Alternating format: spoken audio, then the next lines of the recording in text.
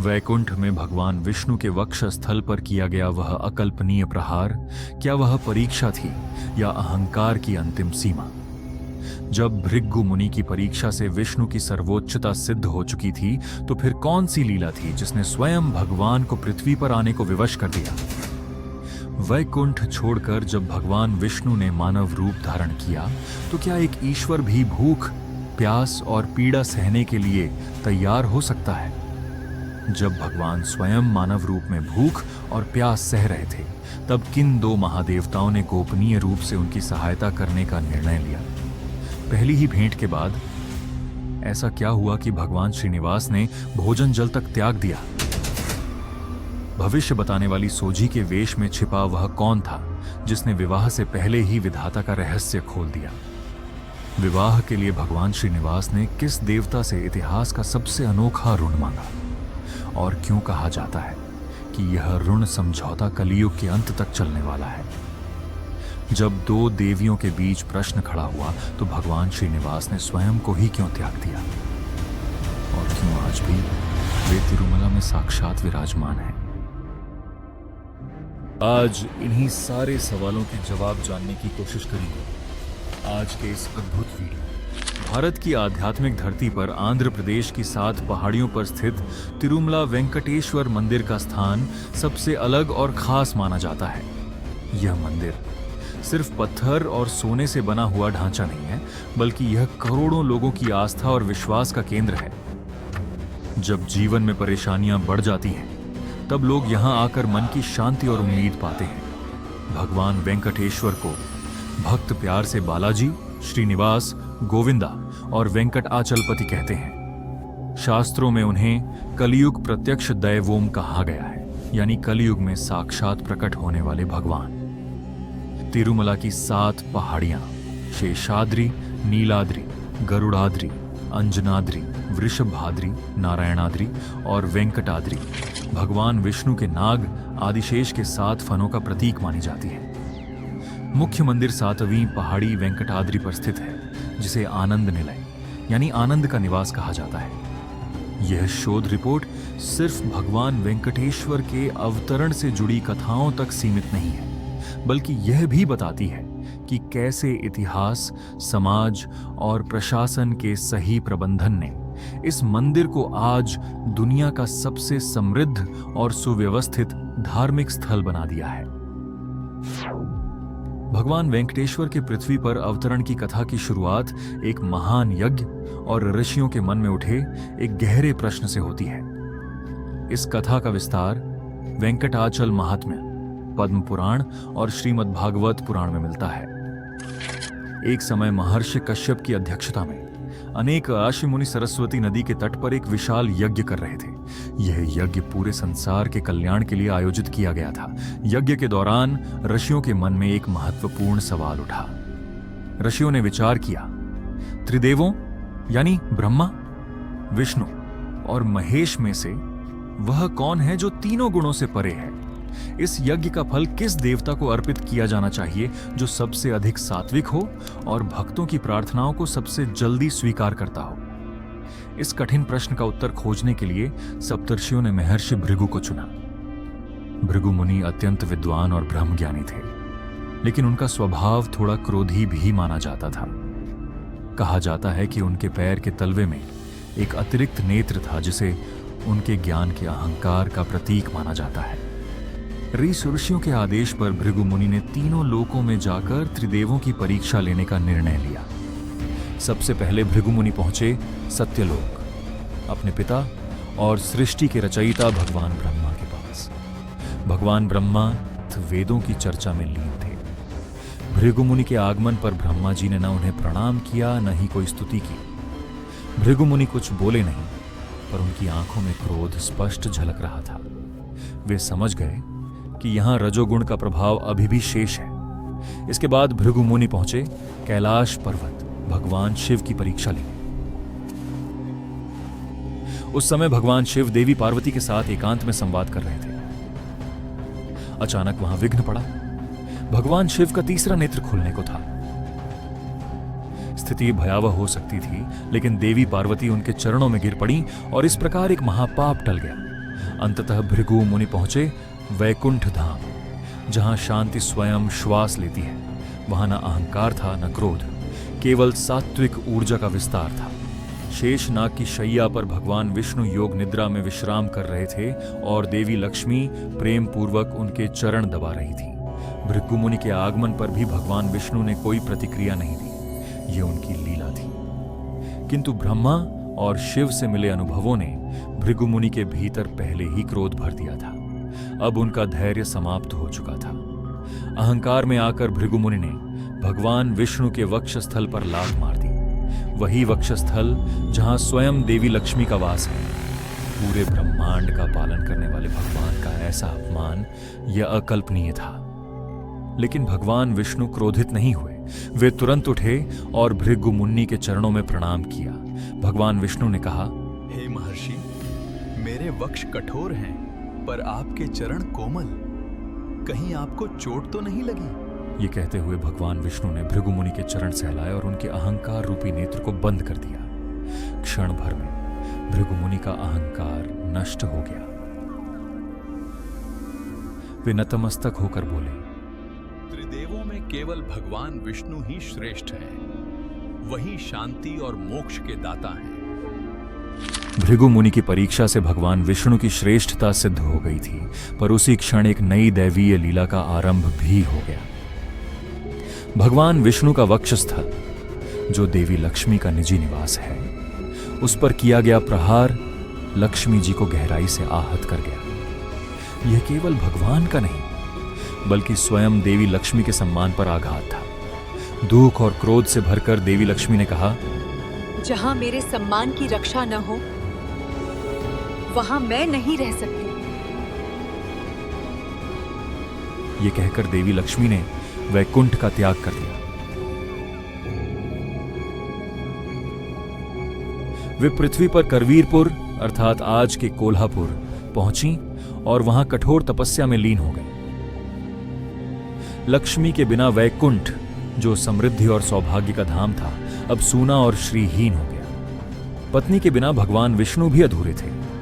लक्ष्मी के वियोग ने उन्हें अत्यंत व्याकुल कर दिया। अंततः उन्होंने भी वैकुंठ का त्याग किया और मानव रूप में पृथ्वी पर अवतार लिया। देवी लक्ष्मी की खोज में भगवान विष्णु वनों, नदियों और पर्वतों को पार करते हुए शेषाचलम पहुंचे।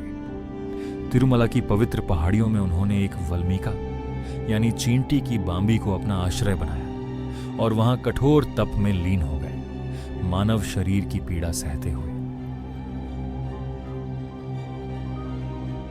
मानव शरीर धारण करने के कारण उन्हें भोजन और जल की आवश्यकता महसूस होने लगी। यह दृश्य देखकर भगवान ब्रह्मा और भगवान शिव का हृदय द्रवित हो उठा। ब्रह्मा और शिव का गोरूप भगवान ब्रह्मा ने एक सुंदर गाय का रूप धारण किया और भगवान शिव उसके बछड़े का। वहीं सूर्यदेव ने एक साधारण ग्वाले का रूप ले लिया। सूर्यदेव उस गाय और बछड़े को लेकर उस समय के चोल देश के राजा के पास पहुंचे, जिनका राज्य वेंकटाचल क्षेत्र तक फैला हुआ था। राजा ने उस अद्भुत और सुंदर गाय को देखा और उसे अपनी रानी के लिए खरीद लिया। यह गाय प्रतिदिन अन्य गायों के साथ वेंकटाचल के वनों में चरने जाया करती थी, लेकिन जंगल में पहुंचते ही वह चुपचाप उस बांबी के पास चली जाती, जहां भगवान श्रीनिवास तपस्या में लीन थे। वहां वह अपने थनों से दूध की धारा प्रवाहित करती, जो सीधे बांबी में गिरता था। इसी दूध से भगवान श्रीनिवास की भूख शांत होती और उनका तप निरंतर चलता रहता। शाम को जब गाय महल वापस लौटती थी तो उसके थनों में दूध नहीं होता था। यह देखकर रानी को संदेह हुआ। जब रोज रोज ऐसा होने लगा तो रानी ने ग्वाले को डांटा और सख्त आदेश दिया कि वह इसका कारण पता लगाए। पता लगाओ कि ये गाय दूध क्यों नहीं दे रही है। ग्वाले का क्रोध और भगवान का हस्तक्षेप। अगले दिन ग्वाला चुपचाप गाय के पीछे पीछे जंगल में गया। वहां उसने अपनी आंखों से देखा कि गाय एक बांबी के ऊपर खड़ी होकर अपना सारा दूध बहा रही है। यह दृश्य देखकर ग्वाला क्रोध से भर गया। उसे लगा कि गाय जानबूझकर दूध बर्बाद कर रही है। क्रोध में आकर उसने अपनी कुल्हाड़ी उठाई और गाय के सिर पर जोरदार वार करने लगी। उसी क्षण भगवान श्रीनिवास बांबी से बाहर निकले। उन्होंने कुल्हाड़ी का वार अपने ऊपर सह लिया। कुल्हाड़ी सीधे उनके सिर पर लगी और श्रीनिवास के सिर से रक्त बहने लगा। ये भयानक दृश्य देखकर ग्वाला भय और आघात से वहीं गिर पड़ा और उसकी मृत्यु हो गई।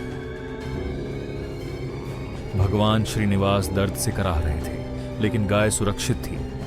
गाय तुरंत दौड़ती हुई चोल राजा के पास पहुंची और अपने हाव भाव से राजा को जंगल तक ले आई। वहां राजा ने देखा कि ग्वाला मृत पड़ा है और भगवान श्रीनिवास घायल अवस्था में है। राजा को देखकर भगवान श्रीनिवास ने कहा, हे राजन, ये अपराध यही तुम्हारे सेवक ने किया, लेकिन सेवकों के कर्मों के लिए राजा भी उत्तरदायी होता है। धर्म सिखाना राजा का कर्तव्य होता है। तुम्हारे सेवक के कारण मुझे ये चोट लगी है, इसलिए मैं तुम्हें श्राप देता हूं कि तुम एक पिशाच बन जाओगे। यह सुनकर राजा घबरा गया और तुरंत श्रीनिवास के चरणों में गिरकर क्षमा मांगने लगा। राजा की विनम्रता और पश्चाताप को देखकर भगवान श्रीनिवास का हृदय पिघल गया और उन्होंने श्राप से मुक्ति का उपाय बताया। भविष्य में जब मैं आकाश राजा की पुत्री से विवाह करूंगा, तब तुम मुझे एक स्वर्ण मुकुट भेंट करोगे। जैसे ही मैं उस मुकुट को धारण करूंगा, तुम इस श्राप से मुक्त हो जाओगे। श्राप देने के बाद घायल भगवान श्रीनिवास वन में औषधियों की खोज में भटकने लगे। इसी पीड़ा भरे समय में उनकी भेंट वराह स्वामी से हुई, जो भगवान विष्णु के वराह अवतार हैं। मान्यता है कि वराह स्वामी सतयुग में हिरण्याक्ष का वध करने के बाद से ही इन पहाड़ियों पर निवास कर रहे थे। इसी कारण तिरुमला क्षेत्र को आदिवराह क्षेत्र भी कहा जाता है। भगवान श्रीनिवास ने वराह स्वामी से निवास के लिए थोड़ी सी भूमि देने का अनुरोध किया। इस पर वराह स्वामी ने पूछा कि वे अपनी भूमि किसी और को क्यों दें। तब श्रीनिवास ने उन्हें अपनी पूरी कथा सुनाई और यह भी बताया कि वे कलयुग के अंत तक यहीं निवास करेंगे। इसके बदले वराह स्वामी ने एक शर्त रखी। मैं तुम्हें भूमि देता हूं, लेकिन मेरे क्षेत्र में आने वाले भक्त पहले मेरे दर्शन करेंगे। भगवान श्रीनिवास ने विनम्रता से इस शर्त को स्वीकार कर लिया। इसी कारण आज भी तिरुमला की यात्रा तब तक पूर्ण नहीं मानी जाती जब तक भक्त पहले आदिवराह स्वामी के दर्शन नहीं कर लेते। इसके बाद वराह स्वामी ने भगवान श्रीनिवास को पास ही स्थित एक आश्रम में भेजा। वहां एक वृद्ध तपस्विनी रहती थीं, जिन्हें वकुला देवी कहा जाता था। पुराणों के अनुसार वकुला देवी वास्तव में द्वापर युग की यशोदा मैया अर्थात भगवान कृष्ण की पालक माता का ही पुनर्जन्म थी। द्वापर युग में यशोदा मैया ने पूरे प्रेम और वात्सल्य से कृष्ण का पालन पोषण किया था, लेकिन वे कृष्ण के विवाह उत्सव देखने का सौभाग्य प्राप्त नहीं कर सकी थीं। तब भगवान कृष्ण ने उन्हें वचन दिया था कि कलयुग में उनकी यह इच्छा अवश्य पूरी करेंगे। जब वकुला देवी ने घायल श्रीनिवास को देखा तो उनका हृदय मां के वात्सल्य से भर गया। वकुला देवी ने श्रीनिवास की चोटों का उपचार किया और श्रीनिवास ने उन्हें अम्मा अर्थात मां कहकर पुकारा। अम्मा। वकुला देवी ने भी उन्हें अपने पुत्र के रूप में स्वीकार कर लिया और प्रेम पूर्वक उनका नाम श्रीनिवास रखा। इसके बाद भगवान श्रीनिवास उनके आश्रम में एक आज्ञाकारी पुत्र की तरह रहने लगे और वकुला देवी एक सच्ची मां की भांति उनकी हर छोटी बड़ी आवश्यकता का ध्यान रखने लगी। कथा का अगला अध्याय देवी पद्मावती के जन्म से शुरू होता है। पद्मावती को देवी लक्ष्मी का अवतार माना जाता है। उस समय तोंडमंडलम क्षेत्र पर चंद्रवंश के राजा आकाश राजा का शासन था। वे एक धर्मनिष्ठ और न्यायप्रिय राजा थे, लेकिन उन्हें संतान सुख प्राप्त नहीं था। कुलगुरु की सलाह पर राजा ने संतान प्राप्ति के लिए पुत्र कामेष्ठी यज्ञ करने का निश्चय किया। यज्ञ की भूमि को पवित्र करने के लिए जब राजा स्वयं सोने के हल से खेत जोत रहे थे, तभी हल की नोक किसी कठोर वस्तु से टकराई। वहां उन्हें एक अद्भुत दृश्य दिखाई दिया। भूमि से 1000 पंखुड़ियों वाला विशाल स्वर्ण कमल खिला हुआ था और उसके बीच में एक दिव्य कन्या लेटी हुई थी। उसी समय आकाशवाणी हुई कि राजा इस कन्या को अपनी पुत्री के रूप में स्वीकार करे। चूंकि कन्या का जन्म कमल यानी पद्म से हुआ था, इसलिए राजा ने उसका नाम पद्मावती रखा। समय के साथ पद्मावती बड़ी हुई और उनके सौंदर्य व गुणों की चर्चा चारों दिशाओं में होने लगी। एक दिन भगवान श्रीनिवास वन में आखेट यानी शिकार के लिए निकले। एक जंगली हाथी का पीछा करते हुए वे नारायण वन के पास स्थित एक सुंदर उद्यान में पहुंचे। वहां राजकुमारी पद्मावती अपनी सखियों के साथ खेल रही थी। हाथी ने अचानक वहां उत्पात मचा दिया, जिससे सभी सखियां भयभीत हो गईं। तभी श्रीनिवास ने आगे बढ़कर हाथी को नियंत्रित कर लिया। इसी हलचल के बीच श्रीनिवास और पद्मावती की दृष्टि पहली बार एक दूसरे से मिली। यह कोई साधारण मिलन नहीं था, बल्कि भगवान विष्णु और देवी लक्ष्मी का पुनर्मिलन था। दोनों के मन में एक दूसरे के लिए तुरंत आकर्षण और प्रेम जाग उठा। लेकिन सामाजिक मर्यादाओं के कारण वे कुछ कहे बिना अपने अपने स्थान लौट गए। आश्रम लौटने के बाद भगवान श्रीनिवास लगातार पद्मावती के विचारों में डूबे रहने लगे। उन्होंने भोजन पानी तक त्याग दिया। जब वकुला देवी ने अपने पुत्र की यह अवस्था देखी तो वे चिंतित हो गईं और कारण पूछा। तब श्रीनिवास ने उन्हें आकाश राजा की पुत्री पद्मावती से अपने प्रेम के बारे में बताया और मां से अनुरोध किया कि वे राजा के पास जाकर विवाह का प्रस्ताव रखें। वकुला देवी एक साधारण सन्यासी की मां थी। ऐसे में एक राजा के पास रिश्ता लेकर जाना उन्हें उचित नहीं लग रहा था। लेकिन पुत्र के प्रेम और उसकी व्यथा को देखकर वे विवश हो गईं और नारायण वन के राजमहल की ओर चल पड़ी।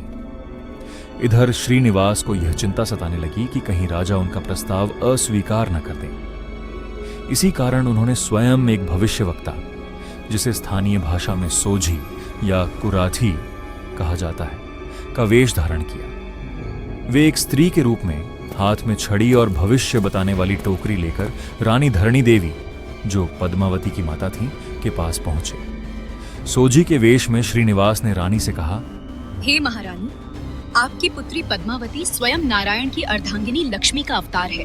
उसका विवाह एक वनवासी युवक से होगा, जो साक्षात भगवान विष्णु हैं। इस प्रस्ताव को अस्वीकार मत कीजिए। स्वयं श्री भगवान विष्णु? हाँ ये तो हमारे लिए सौभाग्य की बात है। जब कुछ समय बाद वकुला देवी आधिकारिक विवाह प्रस्ताव लेकर महल पहुंची, तब तक रानी इस दैवीय संकेत को समझ चुकी थी। साथ ही आश्य बृहस्पति ने भी राजा आकाश को बताया कि यह विवाह विधाता द्वारा पहले से तय किया गया है। यह सुनकर आकाश राजा अत्यंत प्रसन्न हुए और उन्होंने अपनी पुत्री पद्मावती का विवाह श्रीनिवास से करने की सहमति दे दी। विवाह तय हो चुका था, लेकिन अब एक बड़ी समस्या सामने आ गई। भगवान श्रीनिवास ने वैकुंठ और अपना सारा ऐश्वर्य त्याग दिया था। वे अब एक साधारण वनवासी थे, जबकि पद्मावती एक राजकुमारी थी। राजा आकाश चाहते थे कि उनकी पुत्री का विवाह उनकी प्रतिष्ठा और मर्यादा के अनुसार भव्य और ऐश्वर्यपूर्ण हो। परंपरा के अनुसार विवाह का पूरा खर्च वर पक्ष को उठाना होता है, लेकिन श्रीनिवास के पास उस समय कोई धन नहीं था। यह एक गंभीर धर्म संकट बन गया। इस समस्या का समाधान निकालने के लिए भगवान श्रीनिवास ने देवताओं के कोषाध्यक्ष कुबेर का स्मरण किया। कुबेर तुरंत प्रकट हुए, लेकिन वे धन के मामलों में बहुत नियमों और अनुशासन का पालन करते थे। भगवान श्रीनिवास ने कुबेर से अपने विवाह के लिए स्वर्ण मुद्राओं का ऋण मांगा। कुबेर ने ऋण देना स्वीकार तो कर लिया, लेकिन एक शर्त रखी। यह ऋण लिखित वचन पत्र यानी एक प्रकार के प्रॉमिसरी नोट यानी ब्रह्मा पत्र के रूप में होगा। कुबेर ने भगवान श्रीनिवास को 1,14,00,000 राम मुद्रा स्वर्ण सिक्कों का आरण दिया। यह तय हुआ कि भगवान श्रीनिवास कलयुग के अंत तक केवल इस आरण का ब्याज चुकाएंगे। भगवान श्रीनिवास ने कुबेर को वचन दिया कि कलयुग में जो भी भक्त उनके दर्शन के लिए आएंगे और श्रद्धा से दान करेंगे, वही धन इस आरण के ब्याज को चुकाने में उपयोग किया जाएगा। इसी कारण आज भी भक्त तिरुमला मंदिर की हुंडी यानी दान पेटी में अपार धन, सोना और आभूषण अर्पित करते हैं। कुबेर से प्राप्त धन से विवाह की तैयारियां अत्यंत भव्य तरीके से की गईं। भगवान श्रीनिवास और पद्मावती का विवाह नारायण वनम में संपन्न हुआ। इस दिव्य विवाह में तीनों लोकों से देवता, आर्षि मुनि, गंधर्व और किन्नर उपस्थित हुए। विवाह का भोज इतना विशाल था कि स्वयं अग्निदेव ने रसोइये की भूमिका निभाई और भोजन तैयार किया। चोल राजा, जो अब अपने श्राप से मुक्त होने की प्रतीक्षा कर रहा था, और आकाश राजा ने मिलकर श्रीनिवास को एक अत्यंत बहुमूल्य स्वर्ण मुकुट भेंट किया। जैसे ही श्रीनिवास ने वह मुकुट धारण किया, उन्हें अपना दिव्य स्वरूप और पूर्व जन्म की स्मृतियां लौट आईं, और उसी क्षण चोल राजा श्राप से मुक्त हो गया। विवाह के बाद श्रीनिवास और पद्मावती ने निर्णय लिया कि वे राजमहलों में नहीं बल्कि तिरुमला की पवित्र पहाड़ियों पर निवास करेंगे। वकुला देवी भी उनके साथ तिरुमला आकर रहने लगी। वे तीनों अपना जीवन साधारण और आम जीवन की तरह जी रहे थे। लगभग 6 महीनों बाद महर्षि नारद कोल्हापुर पहुंचे, जहां महालक्ष्मी अब भी तपस्या कर रही थीं। नारद जी ने लीला के अंतर्गत लक्ष्मी जी से कहा, माता, आप यहाँ तपस्या कर रही हैं और उधर आपके स्वामी ने पद्मावती नाम की राजकुमारी से विवाह कर लिया है। यह सुनते ही लक्ष्मी जी का क्रोध फिर जाग उठा। वे तुरंत तिरुमला पहुंची और वहां उनका सामना श्रीनिवास और पद्मावती से हुआ। लक्ष्मी जी ने कहा, मैं आपकी नित्य संगिनी हूँ। मेरे रहते आपने दूसरा विवाह कैसे किया? पद्मावती का उत्तर, मैं वेदवती की अवतार हूँ। त्रेता युग में भगवान राम ने मुझसे इस युग में विवाह का वचन दिया था। दोनों देवियों के बीच इस संवाद और तनाव को देखकर भगवान श्रीनिवास अत्यंत व्याकुल हो गए। भक्तवत्सल भगवान जानते थे कि कलयुग का मानव दुखों से घिरा रहेगा और उसे एक ऐसे ईश्वर की आवश्यकता होगी जो सदैव स्थिर, सुलभ और उपस्थित रहे। भगवान श्रीनिवास ने शिला यानी पाषाण मूर्ति का रूप धारण कर लिया। भगवान को इस रूप में देखकर लक्ष्मी और पद्मावती दोनों का क्रोध तुरंत शांत हो गया और वे शोक से भर गईं। उन्हें समझ आ गया कि यह भगवान की ही लीला है, ताकि वे पृथ्वी पर सदैव के लिए स्थापित हो सकें। दोनों देवियों ने भी अपने पति के साथ सदा रहने का निर्णय लिया। देवी लक्ष्मी, श्रीदेवी, भगवान के वक्षस्थल के बाईं ओर विराजमान हो गईं। देवी पद्मावती, भूदेवी, भगवान के वक्षस्थल के दाईं ओर विराजमान हो गईं। आज भी तिरुमला मंदिर के गर्भगृह में स्थित मुख्य मूर्ति के वक्षस्थल पर दोनों देवियों की स्वर्ण प्रतिकृतियां विराजमान हैं, जिन्हें भक्त दर्शन के समय स्पष्ट रूप से देख सकते हैं।